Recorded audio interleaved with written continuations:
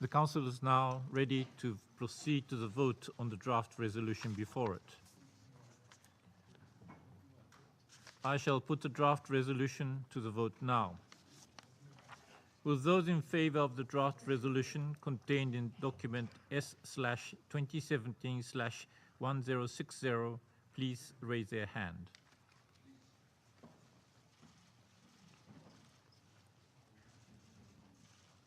Thank you. Will those against? Thank you. No abstentions. The result of the voting is as follows: 14 votes in favor, 1 vote against. The draft resolution has not been adopted owing to the negative vote of a permanent member of the Council. I now give the floor to the members of the Council who wish to make the statement after the vote. I give the floor to the representative of the United States. Thank you, Mr. President. I have been the proud representative of the United States at the United Nations for nearly a year now. This is the first time I have exercised the American right to veto a resolution in the Security Council. The exercise of the veto is not something the United States does often. We have not done it in more than 6 years. We do it with no joy, but we do it with no reluctance. The fact that this veto is being done in defense of American sovereignty and in defense of America's role in the Middle East peace process is not a source of embarrassment for us. It should be an embarrassment to the remainder of the Security Council. As I pointed out when we discussed this topic 10 days ago, I will once again note the features of the President's announcement on Jerusalem that are most relevant here. The President took great care not to prejudge final status negotiations in any way, including the specific boundaries of Israeli sovereignty in Jerusalem. That remains a subject to be negotiated only by the parties. The position is fully in line with the previous Security Council resolutions. The President was also careful to state that we support the status quo regarding Jerusalem's holy sites, and we support a two-state solution if that's what the parties agree to. Again, these positions are fully consistent with the previous Security Council resolutions. It is highly regrettable that some are trying to distort the President's position to serve their own agendas. What is troublesome to some people is not that the United States has harmed the peace process. We have in fact done no such thing. Rather, what is troublesome to some people is that the United States had the courage and honesty to recognize a fundamental reality. Jerusalem has been the political, cultural, and spiritual homeland of the Jewish people for thousands of years. They have had no other capital city. But the United States' recognition of the obvious, that Jerusalem is the capital and seat of the modern Israeli government, is too much for some. First, some have threatened violence on the street, as if violence would somehow improve the prospects of peace. Now today, buried in diplomatic jargon, some presume to tell America where to put our embassy. The United States has a sovereign right to determine where and whether we establish an embassy.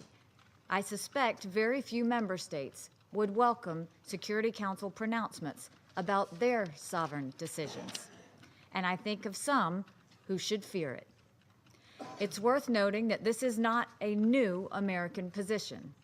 Back in 1980, when Jimmy Carter was the American president, the Security Council voted on Resolution 478, which called upon diplomatic missions to relocate from Jerusalem.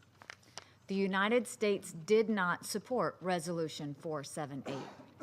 In his remarks, then Secretary of State Ed Muskie said the following, quote, "The draft resolution before us today is illustrative of a preoccupation which has produced this series of unbalanced and unrealistic texts on Middle East issues. Specifically regarding the provision on diplomatic missions in Jerusalem, Secretary Muskie said this, quote, In our judgment, this provision is not binding. It is without force, and we reject it as a disruptive attempt to dictate to other nations. It does nothing to promote a resolution of the difficult problems facing Israel and its neighbors. It does nothing to advance the cause of peace. That was in 1980. It is equally true today. The United States will not be told by any country where we can put our embassy. Buried even deeper in the jargon of this resolution is the accusation that the United States is setting back the prospects of peace in the Middle East. That is a scandalous charge. Those who are making it should consider that it only harms the very Palestinian people they claim to speak for. What does it gain the Palestinian people for their leaders to throw up roadblocks to negotiations? A peace process that is damaged by the simple recognition that Jerusalem is the capital of Israel is not a peace process. It is a justification for an endless stalemate. What does it gain the Palestinian people for some of their leaders to accuse the United States of being hostile to the cause of peace? It gains them nothing, but it risks costing them a great deal. The United States has done more than any other country to assist the Palestinian people, by far. Since 1994, we have given over $5 billion to the Palestinians in bilateral economic assistance, security assistance, and humanitarian assistance. The United Nations Relief and Works Agency for Palestinian Refugees operates schools and medical facilities throughout the region. It is funded almost entirely by voluntary contributions. Last year, the United States voluntarily funded almost 30% of UNRWA's budget. That's more than the next two largest donors combined.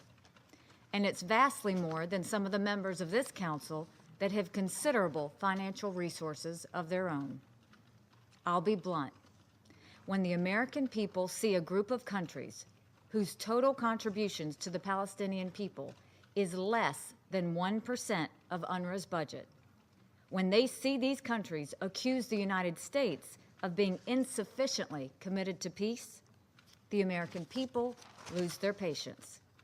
I have been to the Palestinian refugee camps the United States supports with their contributions. I have met with men, women, and children there. I have advocated on their behalf. I can tell you that their leaders do them no favors by being more open to abandoning peace negotiations than to doing the hard work of seeing them to completion. The United States has never been more committed to peace in the Middle East. We were committed to it before the President announced our recognition of Jerusalem as the capital of Israel, and we're committed to it today. What we witnessed here today in the Security Council is an insult. It won't be forgotten. It's one more example of the United Nations doing more harm than good in addressing the Israeli-Palestinian conflict. Today, for the simple act of deciding where to put our embassy, the United States was forced to defend its sovereignty. The record will reflect that we did so proudly.